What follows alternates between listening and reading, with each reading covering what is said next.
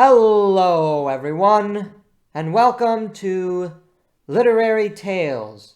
I'm your host, Paul Krause, and in this episode, as we continue exploring the plays of Shakespeare, we turn to one of my favorite of Shakespeare's tragedies, Antony and Cleopatra. Antony and Cleopatra is one of the most mature of William Shakespeare's tragedies. As such, it is arguably one of his finest and deepest works. Pride, love, and the fall all factor into the play as much as it does the contest between temporal politics and eternal love. Antony and Cleopatra are passionate and energetic lovers and are in full bloom beside each other. Octavius is a cold and calculating individual, and works through intermediaries throughout the play. But why is Antony and Cleopatra such a tragedy, given the vanity that our titular protagonists display? It is, of course, nothing short of the fact that they were lovers in a world that cannot allow love to coexist alongside it. It is important to point out here that while this play, as many of Shakespeare's historical plays are, use real history and real characters, Shakespeare takes poetic license to underscore and promote his point. Antony may have been a bastard in real life, and Cleopatra may not have been the wholesome queen that she is memorialized to be in the play, but that is not the point of Shakespeare's tragedy. Shakespeare humanizes Antony and Cleopatra for us in the play to promote and to underscore this contest between the tragedy of politics and love. Shakespeare's many tragedies have a common theme that is often missed at first glance. From Julius Caesar to King Lear, from Hamlet to Macbeth, from Othello to Antony and Cleopatra, all of Shakespeare's tragedies are deeply political plays.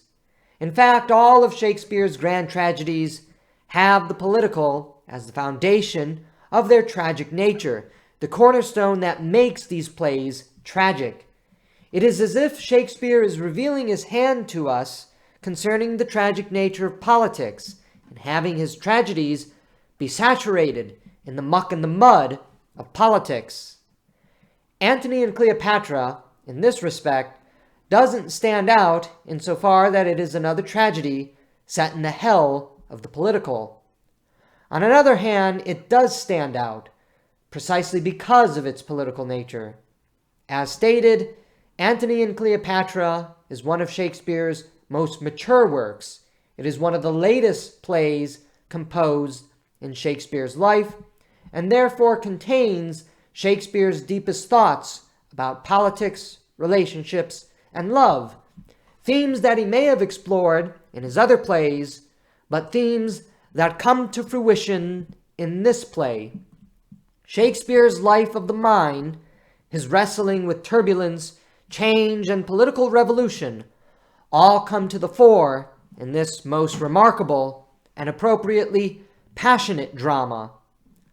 Love is natural. Love is pre-political. Love belongs to nature's infinite book of secrecy. To live in the mystery of nature is to dwell in the timelessness of love.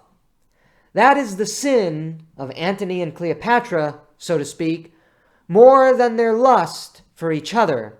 It is the fact that they are political figures who abandon their political responsibilities for the joy, the hope, the aspiration found in love. In fact, their first lines in the play deal with love rather than politics.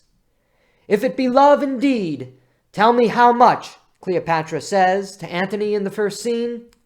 "There's beggary in the love that can be reckoned," Antony answers.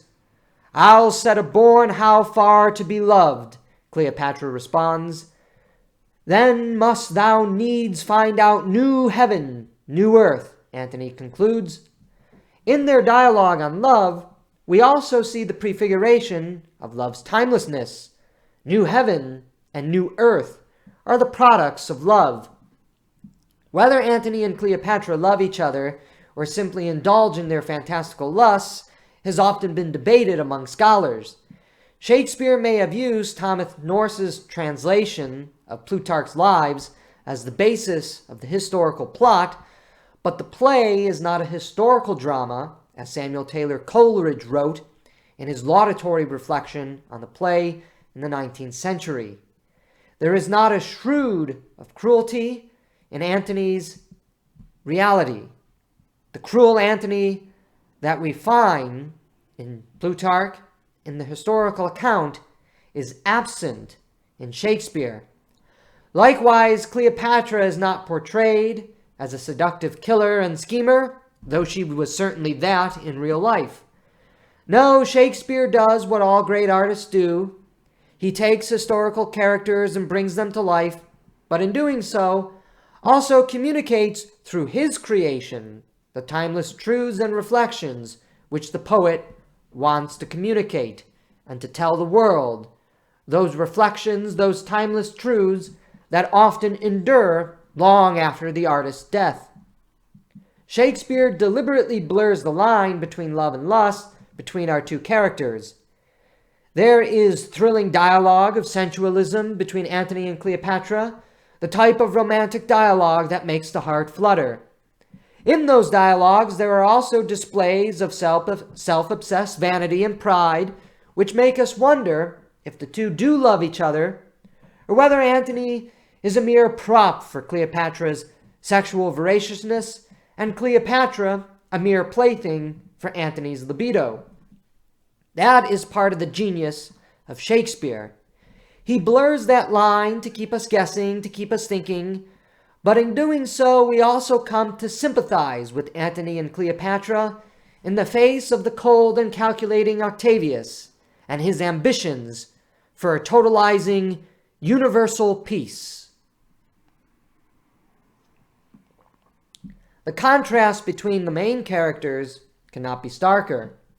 Antony and Cleopatra are introduced in a grand procession with exotic treasures surrounding them. They are surrounded by maidens and other ladies, along with eunuchs fanning Cleopatra as she sits enthroned on her chair. Their pride and personality, pompousness and pretentiousness is fully displayed for all the world to see. They enter as king and queen of the world. On stage, this would have been a spectacular and sublime entrance, but even in just reading the description of their entry, there can be no mistaking the pride and personality that accompanies the spirits of Antony and Cleopatra. When Octavius is first introduced, by contrast, he is a cold bureaucrat reading a letter.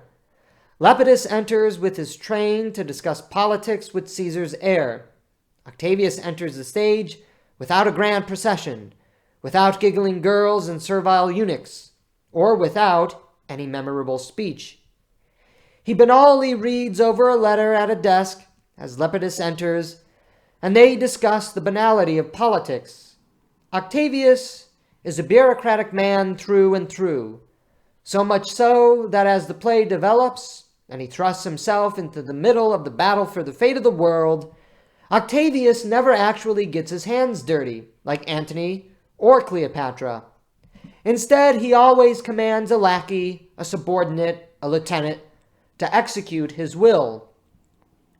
Here, Shakespeare is revealing something deeply profound as part of his political criticism contained in the work. Politics is cold. Politics is rational. Politics is empty. There is no life, no passion, no personality to politics. As Cleopatra says to Iris in fullest revelation on the eve of her suicide, to be taken alive as a trophy for Octavius would entail her being a mechanic slave.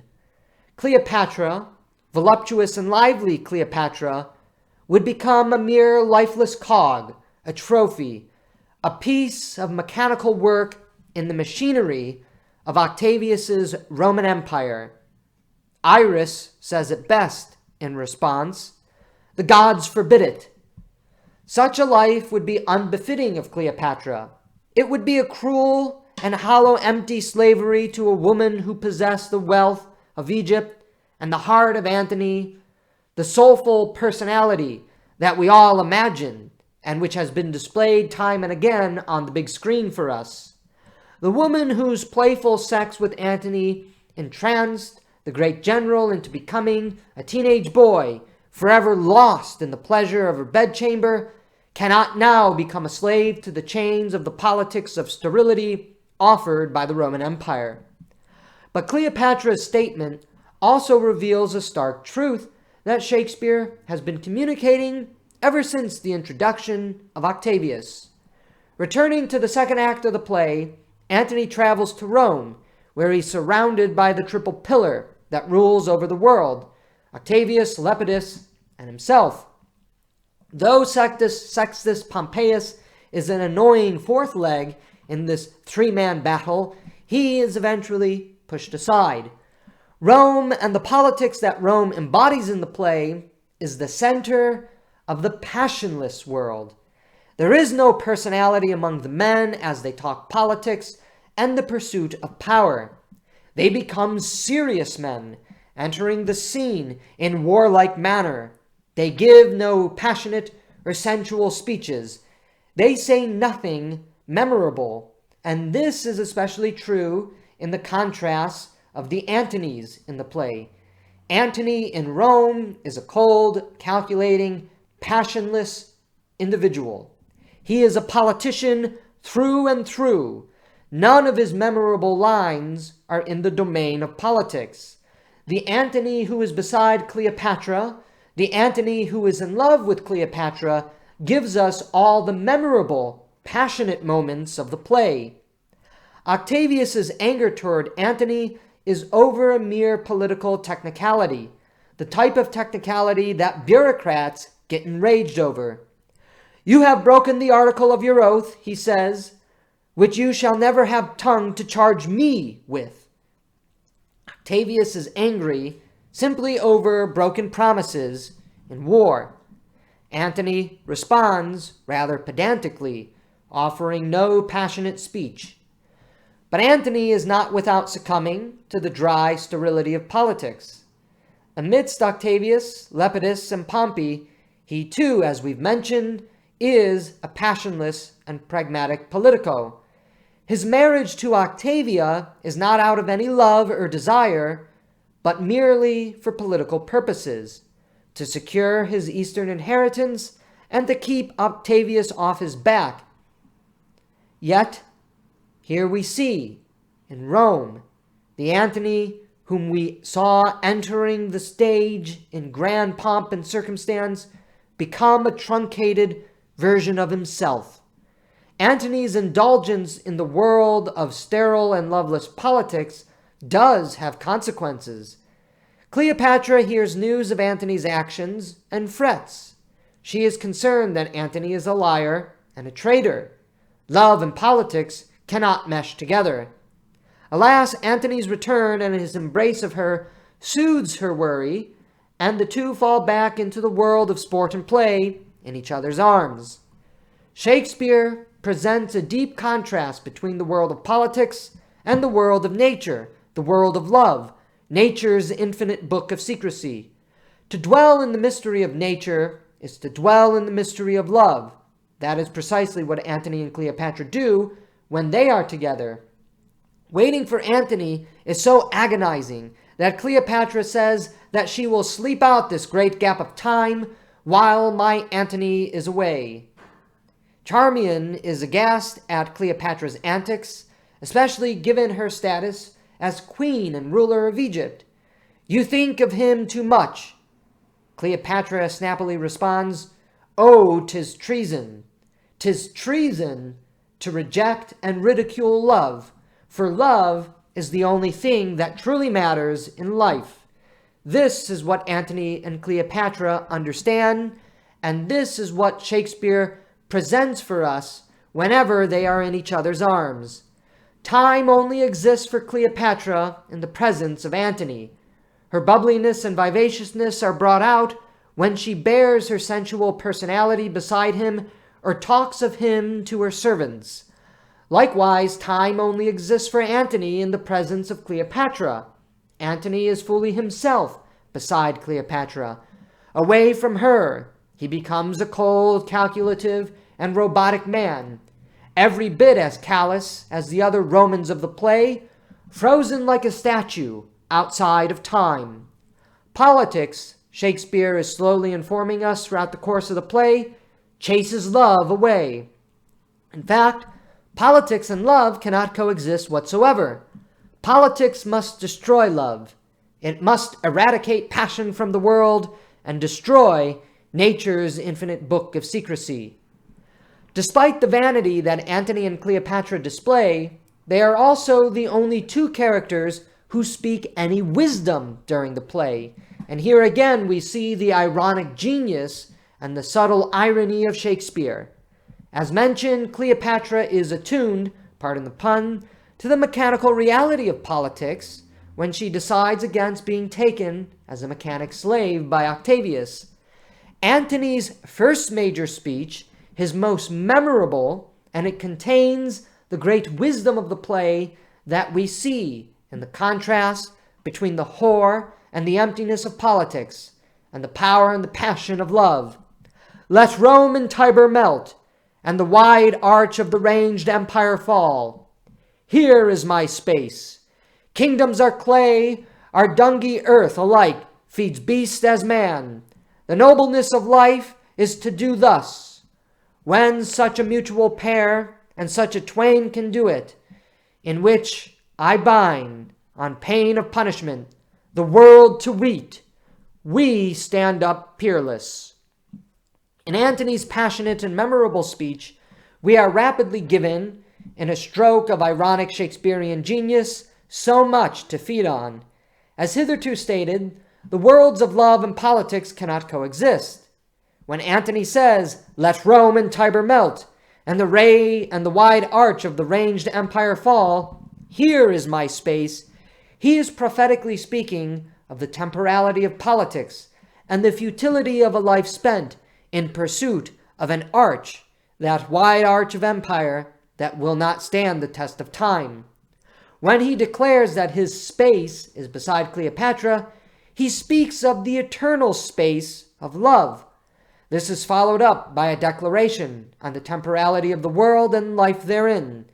Kingdoms are clay, our dungy earth alike feeds beast as man. To underscore the tension between love and politics, lovers do not exist in the realm of politics, and politicians are incapable of love. This is why Antony and Cleopatra stand up peerless. Their peerless environment is due to the fact that they are lovers. Since Antony and Cleopatra are lovers, Octavius, Lepidus, Agrippa, and Pompey, mere empty calculating politicians, are not their peers. Antony's remarkable speech smacks of nihilism because love entails a certain kind of gentle nihilism, not the nihilism of active destruction, but the forsaking of the world of politics and the construction to live a better life in that world in preference for the bedchamber of play. The glory of Rome matters not to Antony, for what matters to Antony is his space beside Cleopatra. That is what makes Antony Antony. In another way of putting it, love is what makes Antony Antony.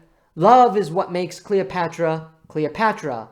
But so long as Antony is a politician, and so as long as Cleopatra is queen of Egypt, they cannot be lovers. In order to be lovers, they must forsake their political duties. With Antony subsequently dead, Cleopatra is no longer the girl of sensual play, though she does dream of Antony on the eve of her death. In the fifth act, Cleopatra transforms into Sophia, wisdom from on high, as she begins to realize the futility of her situation, but also the pitiable state that Octavius is in, even though in a political sense he is the victor, the man in triumph.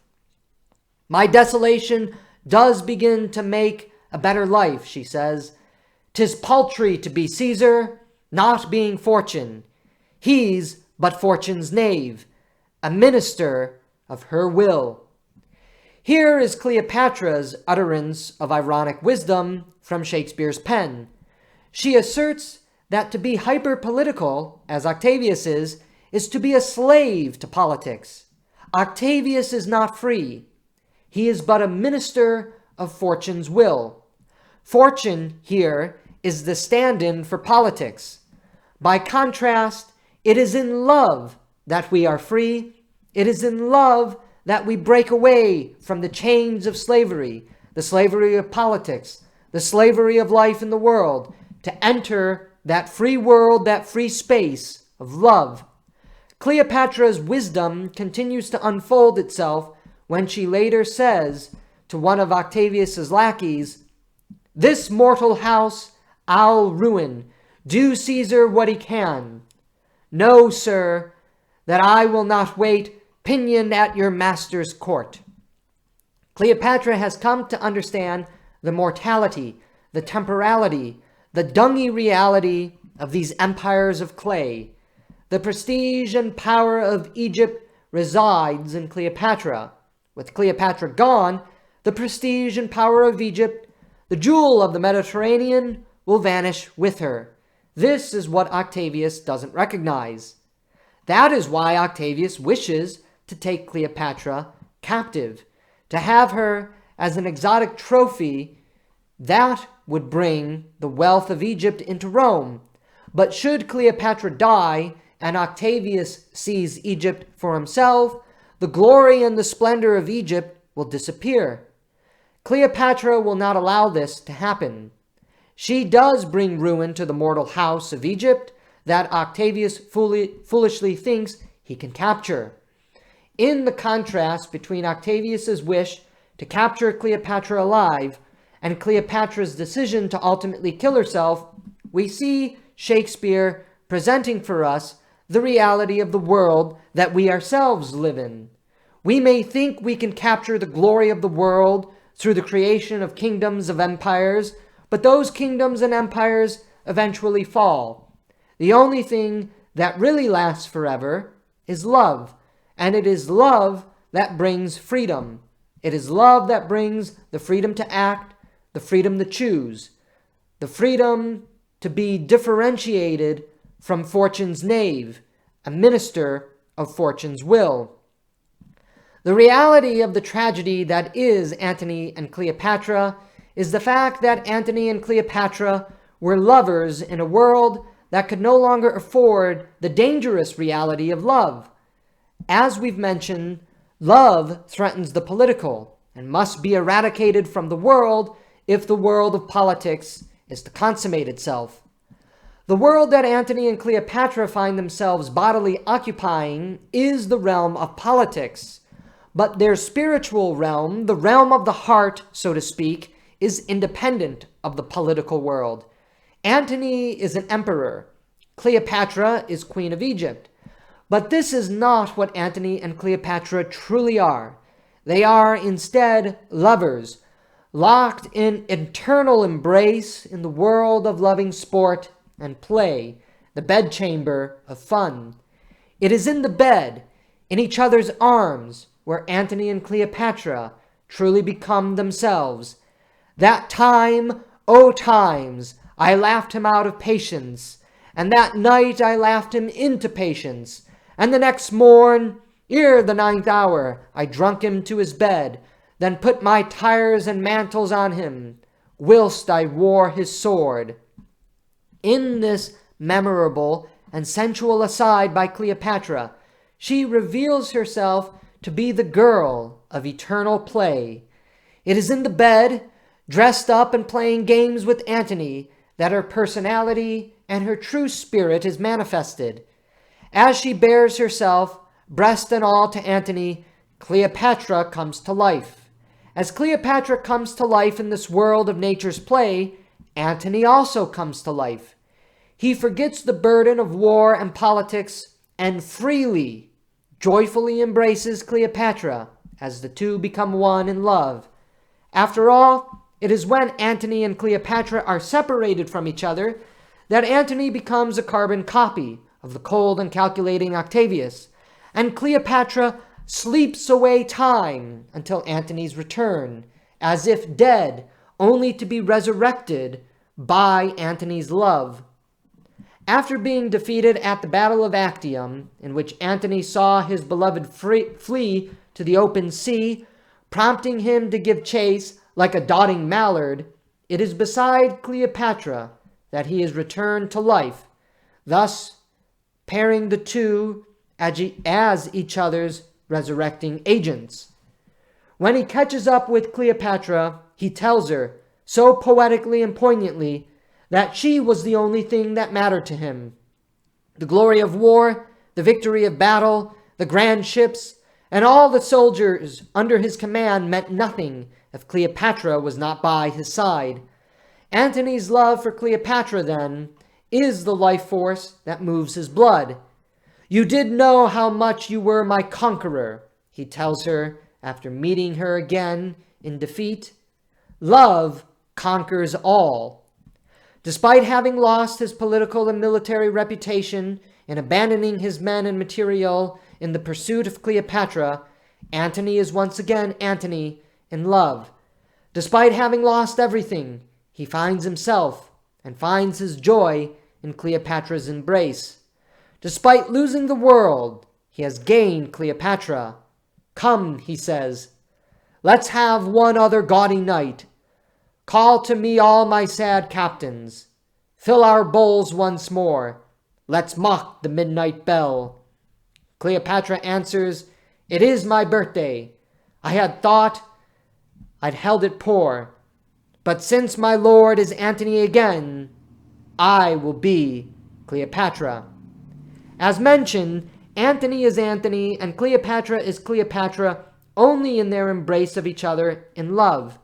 It is when both are beside each other that the true Antony and the true Cleopatra are born to life. Though the world may be burning and slipping out of their hands, it is in the embrace of their hands that they find the joy and meaning of life on earth. Eventually, as we know, Antony and Cleopatra die. The world of politics comes to become a reality. Octavius marches to victory, but has he really won? Has all the wide arches and the universal peace that he has brought to the world really a victory? Politics, in Octavius's reality, has won, love has lost. And it is because love has lost that Antony and Cleopatra is a tragedy. It is fitting then that as Antony moves closer to his death, that his only companion by his side is Eros. This is deliberate on Shakespeare's part. Eros is one of Antony's trusted lieutenants. We might say he is his only trusted lieutenant. Eros is the last of Antony's friends. He is the last of the captains beside his commander. As Antony speaks to Eros and pleads for him to kill him, Eros takes the sword and plunges it into himself. With Eros dead, Antony is also dead. Antony dies soon after Eros's death. The death of Eros also has consequences for Cleopatra. Cleopatra was Cleopatra when Antony was Antony. And with Antony gone, because Eros, love, has died, Cleopatra can no longer be Cleopatra.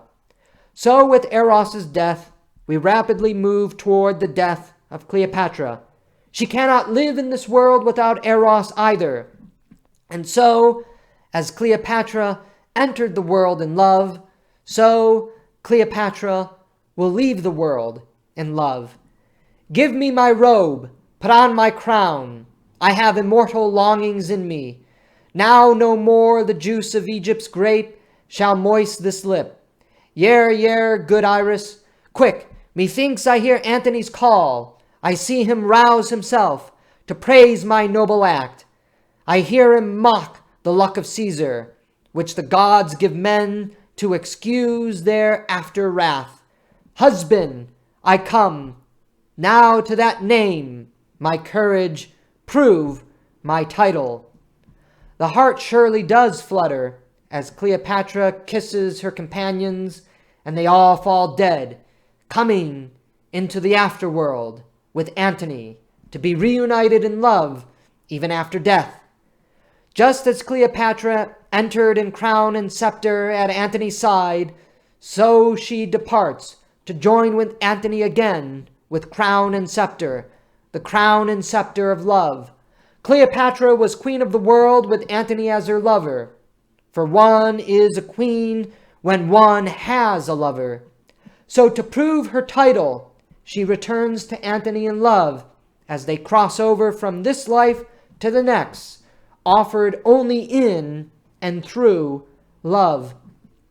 Antony and Cleopatra is Shakespeare's most mature tragedy, dealing with the profound consequences that politics has on the natural world. And the natural condition of the world is the world of love, because love is pre-political.